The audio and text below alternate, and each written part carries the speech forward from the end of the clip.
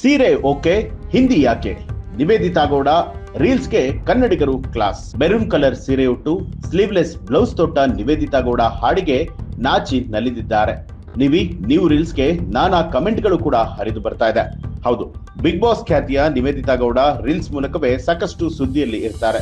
ಈಗಾಗಲೇ ರ್ಯಾಪರ್ ಚಂದನ್ ಶೆಟ್ಟಿ ಜೊತೆಯಲ್ಲಿ ನಿವೇದಿತಾ ಗೌಡ ವಿಚ್ಛೇದನವನ್ನ ಪಡೆದುಕೊಂಡಿದ್ದಾರೆ. 4 ವರ್ಷಗಳ ದಾಂಪತ್ಯಕ್ಕೆ ಅಂತ್ಯ ಹಾಡಿದ್ದಾರೆ.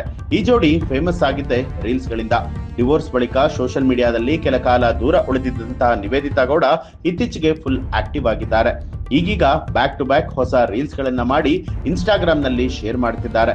ಈ ಬಾರಿ ಸೀರೆಯುಟ್ಟ ನಿವಿ ನಾಚಿ ನಲಿದಿದ್ದಾರೆ. ಹಿಂದಿ ಹಾಡಿಗೆ ನಿವೇದಿತಾ ಗೌಡ ಸೀರೆಯುಟ್ಟು ಡ್ಯಾನ್ಸ್ ಮಾಡಿದ್ದಾರೆ. ಸಖತ್ತಾಗೆ ಕುಣಿಯುತ್ತಾ ರೀಲ್ಸ್ ಅನ್ನ ಮಾಡಿರುವಂತದ್ದು. ಮೆರೂನ್ ಕಲರ್ ಸೀರೆಯನ್ನ ಉಟ್ಟು ಸ್ಲೀವ್ಲೆಸ್ ಬ್ಲೌಸ್ ಅನ್ನ ತೊಟ್ಟು ನಿವೇದಿತಾ ಗೌಡ ಹಿಂದಿ ಹಾಡಿಗೆ ರೀಲ್ಸ್ ಅನ್ನ ಮಾಡಿರುವಂತದ್ದು.